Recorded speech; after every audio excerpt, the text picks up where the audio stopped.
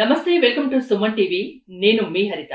ఇప్పుడు నేను ఈసీఐఎల్లోని Suvidha hospitals Suvidha for women లో ఉన్నాను. నాతో పాటు ఉన్నారు సీనియర్ గైనకాలజిస్ట్ డాక్టర్ హిమబిందు నామాల. మన దేశంలో దాదాపు 20% నుంచి 50% మంది మహిళలు ఫైబ్రాయిడ్స్ తో బాధపడుతున్నట్లు కొన్ని నివేదికలు చెప్తున్నాయి. అసలు ఫైబ్రాయిడ్స్ అంటే ఏంటి, రావడానికి కారణాలు ఏంటి, ట్రీట్మెంట్ ఆప్షన్స్ ఏమున్నాయి తెలుసుకుందాం.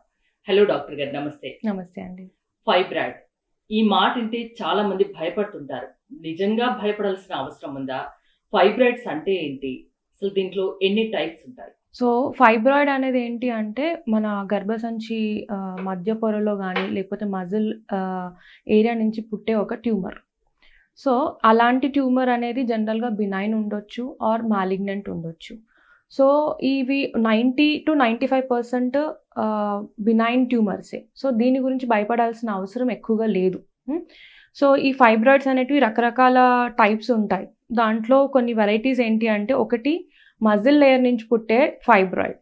సో దాన్ని ఏమంటామంటే ఇంట్రామ్యూరల్ ఫైబ్రాయిడ్ అని అంటాం. ఇంకోటి ఏంటంటే అవతల పొర నుంచి పుట్టే ఫైబ్రాయిడ్, దాన్ని సబ్సీరోజల్ ఫైబ్రాయిడ్ అని అంటాం. ఇంకోటి లోపల పొరకి దగ్గరగా పుట్టే ఫైబ్రాయిడ్, దాన్ని సబ్మ్యూకోజల్ ఫైబ్రాయిడ్ అంటాం. ఇవే కాకుండా ఏంటంటే గర్భసంచికి కాడలాగా ఆనుకొని బయటికి వచ్చే ఫైబ్రాయిడ్ ఉంటుంది, దాన్ని పెడెంక్యులేటెడ్ ఫైబ్రాయిడ్స్ అని అంటాం. సో ఈ అన్ని ఫైబ్రాయిడ్స్లో ఒక్కొక్కటి ఒక్కో రకమైన సిమ్టమ్తో పేషెంట్ బాధపడుతూ ఉంటారు. దాంట్లో ముఖ్యంగా ఏంటంటే హెవీ బ్లీడింగ్ వచ్చే వాళ్ళలో సబ్మ్యూకోజల్ ఫైబ్రాయిడ్స్ వల్ల హెవీ బ్లీడింగ్తో ఇబ్బంది పడుతూ ఉంటారు చాలామంది. సబ్సీరోజల్ ఫైబ్రాయిడ్స్ వల్ల ఏంటంటే ప్రెషర్ ఎఫెక్ట్ ఉంటుంది. సో ఈ ప్రెషర్ ఎఫెక్ట్ వల్ల చాలామందికి ఏంటంటే ఇంక్రీజ్డ్ ఫ్రీక్వెన్సీ ఉంటుంది యూరినేషన్కి. కొంతమందికి ప్రెషర్ ఎఫెక్ట్ ఉంటుంది, లేచినప్పుడు ఏమైనా వంగి పనులు చేస్తున్నప్పుడు పట్టేసినట్టు అలా పెయిన్ ఉంటుంది. అండ్ అదే రకంగా ఒకవేళ ఈ ఫైబ్రాయిడ్స్ కనుక వెనక పార్ట్లో కనుక ఫామ్ అయినట్టయితే అవి బ్యాక్ పెయిన్కి ఎక్కువ రీజన్ అవుతాయి. అండ్ నెక్స్ట్ మనకి పెడెంక్యులేటెడ్ ఫైబ్రాయిడ్ అని చెప్పాం. ఈ పెడెంక్యులేటెడ్ ఫైబ్రాయిడ్కి ఒక కాడ లాంటి మధ్యలో స్ట్రక్చర్ ఉంటుంది. ఆ స్ట్రక్చర్ కనుక తిరిగిపోయినప్పుడు ఏంటంటే పేషెంట్కి సివియర్ పెయిన్ వస్తుంది అనమాట. సో అది టార్షన్. సో ఆ రకమైన సిమ్టమ్స్తో పేషెంట్ వస్తారు మన దగ్గరికి. సో ఎక్కువ వరకు పేషెంట్స్ ఎలాంటి సిమ్టమ్స్తో వస్తారంటే heavy bleeding and pain during periods time. ఈ పీరియడ్స్లోనే కాకుండా ఈ ఫైబ్రాయిడ్స్ వల్ల ఏంటంటే త్రూఅవుట్ సైకిల్ కూడా పెయిన్ ఉండే అవకాశం ఉంటుంది ఫైబ్రాయిడ్స్ ఉన్న వాళ్ళకి. అండ్ కొంతమందికి ఏంటంటే మోషన్ వెళ్ళడం ఇబ్బంది అవుతుంది, కాన్స్టిపేషన్ సిమ్టమ్ కూడా ఎక్కువ చెప్తా ఉంటారు. అవి ఎప్పుడు అంటే వెనక సైడ్ కనుక ఫైబ్రాయిడ్స్ ఫామ్ అయితే అవి వాళ్ళ లార్జ్ ఇంటెస్టైన్ని కంప్రెస్ చేస్తాయి, దానివల్ల వాళ్ళకి మోషన్ పోవడం అనేది ఇబ్బంది అవుతుంది. ఒబేసిటీ వల్ల జెనెటిక్ గా కూడా సో కాజెస్ ఏంటి అంటే యాక్చువల్ డెఫినెట్ రీజన్ ఏంటి అనేది unknown to all the doctors. మేము అనుకోవడం ఏంటి అంటే బిఎంఐ, హెవీ బిఎంఐ ఉన్న వాళ్ళకి ఫైబ్రాయిడ్స్ వచ్చే అవకాశం ఉంటుంది. అండ్ స్మోకింగ్ చేసే వాళ్ళకి ఫైబ్రాయిడ్స్ వచ్చే అవకాశం ఉంటుంది. అండ్ అదే రకంగా కొంతమందికి జెనెటిక్ ఆస్పెక్ట్ అనమాట, వాళ్ళ అమ్మమ్మల్లో లేకపోతే వాళ్ళ మదర్స్లో కనుక ఆర్ సిబ్లింగ్స్లో ఈ ఫైబ్రాయిడ్స్ నోటీస్ చేసినట్టయితే వీళ్ళకి కూడా వచ్చే అవకాశం ఉంటుంది. అంటే ఫైబ్రాయిడ్స్ ఉంటే గర్భాశయంలో ఓన్లీ పెయిన్ ఒకటే సిమ్టమా? ఫైబ్రాయిడ్స్తో మనకి బ్లీడింగ్ హెవీగా అయ్యే అవకాశం కూడా ఉంటుంది. అండ్ ప్యాసేజ్ ఆఫ్ క్లాట్స్ ఉంటుంది. అండ్ దీనివల్ల కొంతమంది ఎవరికైతే యంగ్ ఏజ్లో కనుక వచ్చినట్టయితే కొంతమందికి ప్రెగ్నెన్సీ అవ్వడం ఇబ్బంది అవుతుంది.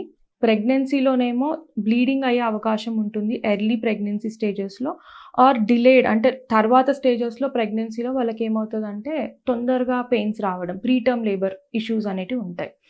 అండ్ నెక్స్ట్ ఈ రిప్రొడక్టివ్ ఫేజ్ ఆఫ్టర్ ప్రెగ్నెన్సీలో వాళ్ళకి ఎటువంటి సిమ్టమ్స్ అంటే ఆల్రెడీ డిస్కస్ చేసుకున్నట్టు increase frequency of urination, constipation ఇలాంటి సిమ్టమ్స్తో బాధపడుతూ ఉంటారు.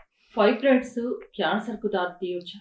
అవుట్ ఆఫ్ 100 పేషెంట్స్ 1 or 2 పేషెంట్స్లో ఈ ఫైబ్రాయిడ్స్, వీటిని లియోమయోమాస్ అని కూడా అంటాము, ఇవి సార్కోమస్ లాగా మారే అవకాశం ఉంటుంది. అది మనం బయాప్సీకి పంపించినప్పుడు, అంటే ఈ ఫైబ్రాయిడ్ని మనం సర్జరీ చేసి దాన్ని బయాప్సీకి పంపించినప్పుడే కానీ మనకు తెలుస్తుంది అది క్యాన్సరా కాదా అనేది.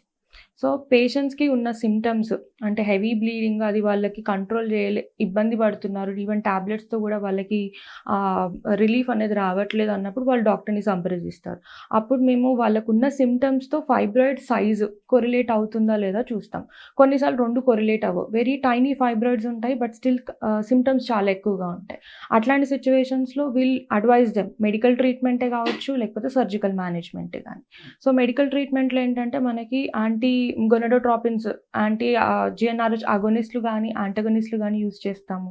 లేకపోతే యూర్లిప్రిస్టాల్ అనే టాబ్లెట్ కానీ, లేకపోతే మెఫిప్రెస్టోన్ కానీ ఇలాంటివి వాడతాం. కానీ ఇవి మీరు వాడే ముందు మీ డాక్టర్ని కన్సల్ట్ చేయాలి. ఎలాంటి టెస్ట్లు చేసి ఈ ఫైబ్రాయిడ్స్ మీరు నిర్ధారిస్తారు? టెస్ట్ అంటే ముఖ్యంగా ఫస్ట్ క్లినికల్ సిమ్టమ్స్ వాళ్ళ హిస్టరీని బట్టి ఎవాల్యుయేట్ చేసుకుంటాము. దెన్ లోకల్ ఎగ్జామినేషన్ చేస్తాము. పరబ్డామిన్గా వాళ్ళకి పెద్ద పెద్ద ఫైబ్రాయిడ్స్ అయితే మనకి ఏర్పడతాయి. అంటే మల్టిపుల్గా మల్టిపుల్ ఫైబ్రాయిడ్స్ ఉండొచ్చు, సింగిల్ ఫైబ్రాయిడ్స్ కూడా ఉండొచ్చు. అండ్ లొకేషన్ మారొచ్చు. ఒకే పేషెంట్లో ఇంట్రామ్యూరల్ ఉండొచ్చు, సబ్మ్యూకోసల్ ఉండొచ్చు, పెడెంక్యులేటెడ్ ఉండొచ్చు. అన్ని రకాల ఫైబ్రాయిడ్స్ ఒకే పేషెంట్లో కూడా మనం చూడగలం. సో పెద్ద పెద్ద ఫైబ్రాయిడ్స్ ఉన్నప్పుడు మనం పరబ్డామిన్ ఎగ్జామినేషన్ చేసినప్పుడు తెలిసిపోతుంది. కొన్నిసార్లు ఇంటర్నల్ ఎగ్జామినేషన్ చేసినప్పుడు పేషెంట్కి చెప్పే కంప్లైంట్స్ని బట్టి ఫార్నిసెస్ ఫ్రీ ఉన్నాయా లేదా, గర్భసంచికి ఆనుకొని ఉందా, అది లేటరల్ ఆస్పెక్ట్స్లో ఉందా, ఎక్కడ ఉందా అనేది కూడా మనం పొజిషన్ని ఎగ్జామినేషన్తో తెలుసుకుంటాము. అండ్ కన్ఫర్మేషన్ కోసం మనం అల్ట్రాసోనోగ్రఫీ అడ్వైజ్ చేస్తాం. అల్ట్రాసౌండ్లో పొజిషన్ ఎక్కడుంది, ఎన్ని సెంటీమీటర్స్ ఉంది అనేది మ్యాపింగ్ చేసుకుంటాం. అండ్ ఇంకా ఫర్దర్ కన్ఫర్మేషన్ కోసం, మోర్ అక్యురసీ కోసం ఎంఆర్ఐకి వెళ్ళొచ్చు. లేట్ వయసులో పిల్లల్ని కనడం వల్ల కూడా ఫైబ్రాయిడ్స్ వచ్చే అవకాశం ఉంటుందా? పిల్లల్ని కనడం వల్ల ఫైబ్రాయిడ్స్ వచ్చే అవకాశం ఉండదు. లేదు, అలాంటిది ఏమి ఉండదు. ఒక అపోహ ఉంది. లేదు, అలాంటిది ఏమి ఉండదు. ఓకే. టెస్ట్ ని బట్టి వాళ్ళు చెప్పే సిమ్టమ్స్ ని బట్టి ఫైబ్రాయిడ్స్ నిర్ధారిస్తారు. ఫైబ్రాయిడ్స్ నిజంగా ప్రాణాంతకమా? అవుట్ ఆఫ్ 100 1 or 2% మాత్రమే క్యాన్సర్గా మారే అవకాశం ఉంది. సో మనం కట్ ఆఫ్ ఏంటంటే జనరల్గా ఫైబ్రాయిడ్స్ 3 to 4 centimeters బియాండ్ వెళ్ళిన ఫైబ్రాయిడ్స్ మనం జనరల్గా వాళ్ళకి మెడికల్ మేనేజ్మెంట్ ట్రై చేస్తారు. కానీ 100% అది వాళ్ళకి సిమ్టమ్ రిలీఫ్ ఇవ్వదు ఆర్ ఈ ట్యూమర్ డిజాల్వ్ అవ్వదు. ఓకే, ఓన్లీ అది ట్యూమర్ని ష్రింక్ చేస్తుంది. ష్రింక్ చేసిన తర్వాత ఫర్ సపోజ్ 5 centimeters ఫైబ్రాయిడ్ మనం చూసాం. అలాంటి పేషెంట్కి డైరెక్ట్గా వాళ్ళకి సర్జరీ అన్నప్పుడు వాళ్ళ ఫ్యామిలీ కంప్లీట్ చేసుకోలేదు, వాళ్ళ పిల్లలకి ఇంకా కనాలని అనుకుంటున్నారు, ఆర్ రిప్రొడక్టివ్ ఫేజ్లో ఉన్నారు, వాళ్ళ యూట్రస్ని ప్రిజర్వ్ చేసుకోవాలనుకుంటున్నారు. సో అట్లాంటి సిచ్యువేషన్స్లో మనం టాబ్లెట్స్ అడ్వైస్ చేస్తాము. Then close follow up after 6 months ఎంత సైజ్ తగ్గింది. అందరు పేషెంట్స్ ఒకే రకంగా రెస్పాండ్ అవ్వరు. కొంతమంది బాగా రెస్పాండ్ అవుతారు, చాలా వరకు రెస్పాన్స్ వస్తుంది, సెంటీమీటర్స్లో కూడా సైజ్ అనేది ష్రింక్ అవుతుంది. కొంతమందిలో ష్రింక్ అయ్యే ప్లేస్లో పెరగచ్చు. ఆ పెరిగే వాళ్ళలో మెడిసిన్ అనేది పని చేయట్లేదు. సో మెడికల్ మేనేజ్మెంట్ ఫెయిల్ అయింది. So will go for surgical procedures. సర్జికల్లో మనం ఓపెన్ చేయొచ్చు ఆర్ లాప్రోస్కోపిక్ ప్రొసీజర్స్ చేయొచ్చు. ఇవి రెండిట్లో తేడా ఏంటంటే లాప్రోస్కోపీ వల్ల చిన్న చిన్న స్కార్స్ కాబట్టి వాళ్ళకి బెడ్ రెస్ట్ ఎక్కువ తీసుకోవాల్సిన అవసరం లేదు. అండ్ దాని తర్వాత పోస్ట్ ఆప్ వాళ్ళు ఫాలో అవ్వాల్సిన అంటే కొన్ని రిస్ట్రిక్షన్స్ ఉంటాయి. ఎక్సర్సైజెస్ కానీ, వర్కౌట్స్ కానీ, లేకపోతే ఇమీడియట్గా డ్యూటీస్కి రెజ్యూమ్ చేసుకోవడానికి కానీ కొంచెం టైం తీసుకుంటారు ఓపెన్ చేసినప్పుడు. లాప్రోస్కోపిక్ అలాంటి ఇబ్బందులు ఏమీ ఉండవు. ఓకే, పెద్ద పెద్ద ఫైబర్ ఇక్కడ సువిధ ఫర్ ఉమెన్ ఉంది, సువిధ హాస్పిటల్స్ రెండు ఉన్నాయి కదా. అడ్వాన్స్డ్ ట్రీట్మెంట్ ఆప్షన్స్ ఏమున్నాయి ఈ ఫైబ్రాయిడ్స్ కి సంబంధించి, ఇంకా అదర్ లేడీస్ ఇష్యూకి సంబంధించి? సో ఇక్కడ అడ్వాన్స్డ్ మేనేజ్మెంట్స్ అంటే మేము లాప్రోస్కోపిక్ ట్రీట్మెంట్స్ ఇస్తాము, హిస్ట్రోస్కోపిక్ మేనేజ్మెంట్ చేస్తాం. ఫర్ సపోజ్ ఇప్పుడు సబ్మ్యూకోసల్ ఫైబ్రాయిడ్ ఉంది, దానికి అంతకు ముందుకు ఏంటంటే అలాంటి ఫైబ్రాయిడ్స్కి కూడా మనం గర్భసంచి మొత్తం తీసేవాళ్ళు. ఇప్పుడు ఏంటంటే హిస్ట్రోస్కోపిక్ గర్భసంచి నుంచి లోపల నుంచి స్కోప్ పాస్ చేసి ఆ ఫైబ్రాయిడ్స్ని తొలగించవచ్చు. అంటే size up to 2 centimeters or 1.5 centimeter లాంటి చిన్న చిన్న ఫైబ్రాయిడ్స్ని, సబ్మ్యూకోసల్ ఫైబ్రాయిడ్స్ని మనం హిస్ట్రోస్కోపీతో తొలగించవచ్చు. అండ్ అదే రకంగా లాప్రోస్కోపీతో చాలా పెద్ద ఫైబ్రాయిడ్స్ అప్ టు 12 weeks కానీ 20 weeks కానీ ఆ ఫైబ్రాయిడ్స్ని మనం తీసేయచ్చు. These are the advanced managements that are available for fibroids. Other management ఇష్యూస్లోకి వచ్చేసరికి కొంతమంది పేషెంట్స్ ఏంటంటే వెజైనిస్మస్తో బాధపడుతూ ఉంటారు. During sexual intercourse they will have severe pain. Okay, even while examining local examination చేస్తున్నప్పుడు కూడా పేషెంట్ అలౌ చేయరు, వెజైనల్ ప్రోబ్ పెట్టడానికి అలౌ చేయరు.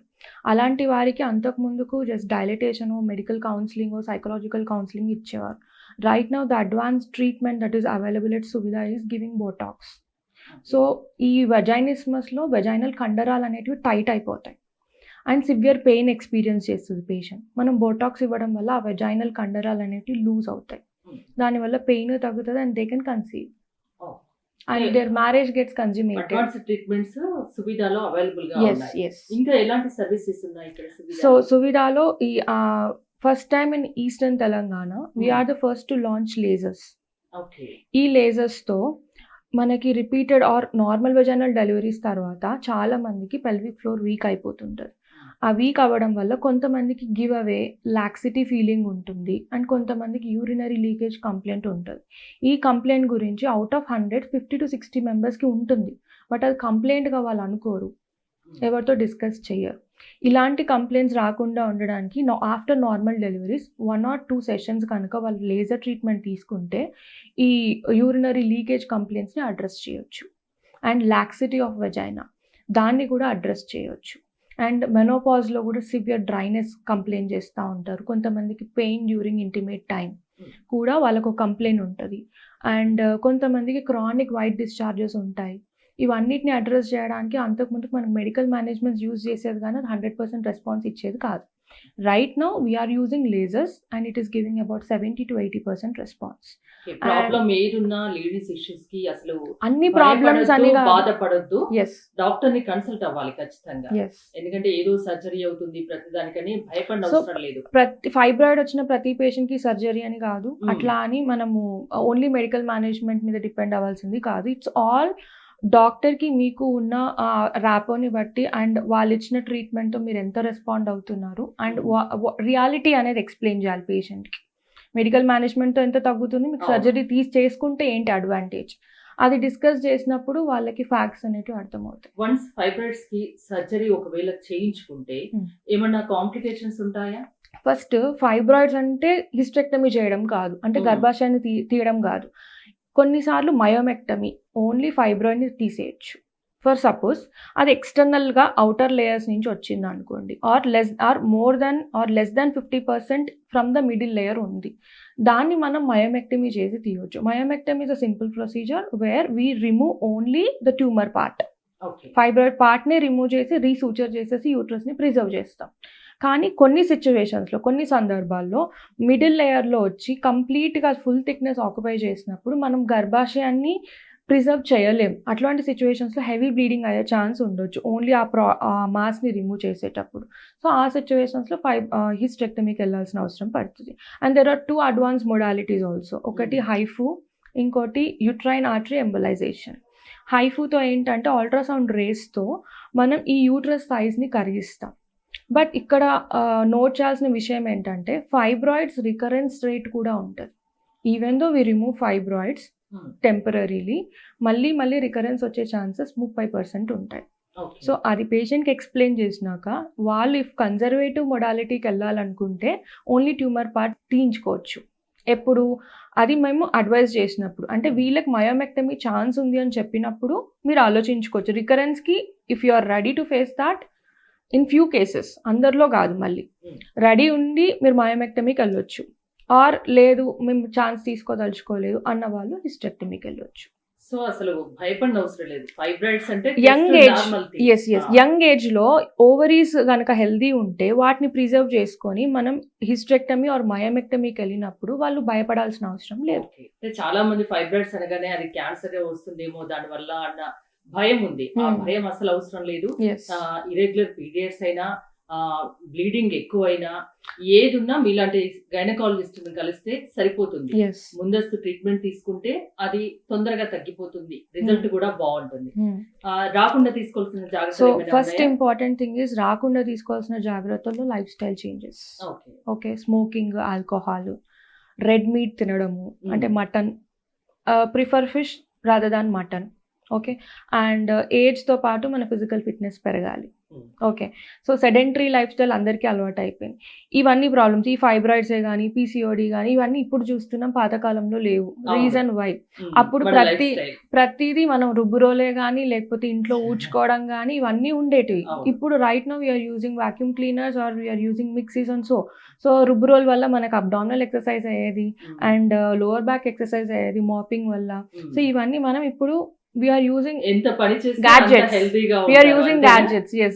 Okay. So sedentary lifestyle change చేసుకోవాలి ఒకటి. అండ్ మీ ఏజ్ ని బట్టి మీరు కోర్ స్ట్రెంథెనింగ్ కి వెళ్ళాలా, వెయిట్ లాస్ కి వెళ్ళాలా, అది ఆలోచించుకోవాలి. బిఎంఐ కరెక్ట్ గా మెయింటైన్ చేయాలి. బిఎంఐ అబవ్ ఉన్న వాళ్ళకి ఖచ్చితంగా ఫైబ్రాయిడ్ రిస్క్ ఉంటుంది. అండ్ డైట్ విషయంలో ఎక్కువ క్యాన్డ్ ఫుడ్స్ కానీ ప్లాస్టిక్సే కానీ ఇవి ప్రిఫర్ చేయదు, బికాస్ ఇది ట్యూమర్స్ అనేవి ఈస్ట్రోజన్ ప్రొడామినెంట్. సో ఇవి ప్రెగ్నెన్సీలో కూడా పెరిగే అవకాశం ఉంటుంది, సైజు మెనోపాజ్లో ష్రింక్ అయ్యే ఛాన్స్ ఉంటుంది. ఓకే, సో ఈ ఈస్ట్రోజన్ ప్రొడామినెంట్ ట్యూమర్స్ కాబట్టి మనం ప్లాస్టిక్ అట్లాంటివి ప్రిఫర్ చేసినప్పుడు స్టోరేజ్కి కానీ ఈవెన్ వెజిటేబుల్స్ని స్టోర్ చేయడానికి కూడా దాంట్లో నుంచి జీనో ఈస్ట్రోజన్స్ రిలీజ్ అవుతాయి. ఈ జీనో ఈస్ట్రోజన్స్ మళ్ళీ ఈస్ట్రోజన్ డిపెండెంట్ ఈ ఫైబ్రాయిడ్స్ని పెంచే అవకాశం ఉంటుంది ఆర్ కొత్తగా పుట్టే అవకాశం కూడా ఉంటుంది ప్లాస్టిక్స్ వాడటం వల్ల. ఓకే. సో ప్లాస్టిక్స్, కాస్మెటిక్స్ ఇవన్నిటి నుంచి మనం చాలా వరకు దూరం జరగాల్సిందే. ఓకే. సో ఎంతవరకు పాసిబుల్ అయితే అంతవరకు న్యాచురల్ అండ్ రియాలిటీకి దగ్గరగా ఫ్రూట్స్ కానీ ఆర్ మన లైఫ్ స్టైల్ కానీ దానికి దగ్గరగా ఉండాలి. ఇవి వీలైనంతగా వర్క్ చెయ్యండి. Yes. దానికి తగ్గట్టు మంచి ఆహారం తీసుకోండి. Hmm. సో ప్రాబ్లం రాకుండా జాగ్రత్త పడండి. వచ్చినా బాధపడకండి. సువిధాలో అడ్వాన్స్ ట్రీట్మెంట్స్ ఉన్నాయని చెప్తున్నారు. Yes. థ్యాంక్ యూ డాక్టర్ గారు. మీరు కనుక సువిధాలో ట్రీట్మెంట్స్ చేయించుకోదలుచుకుంటే స్క్రీన్ పై స్క్రోల్ అవుతున్న నెంబర్స్ కాల్ చేసి కాంటాక్ట్ అవ్వచ్చు. చూస్తూనే ఉండండి సుమన్ టీవీ.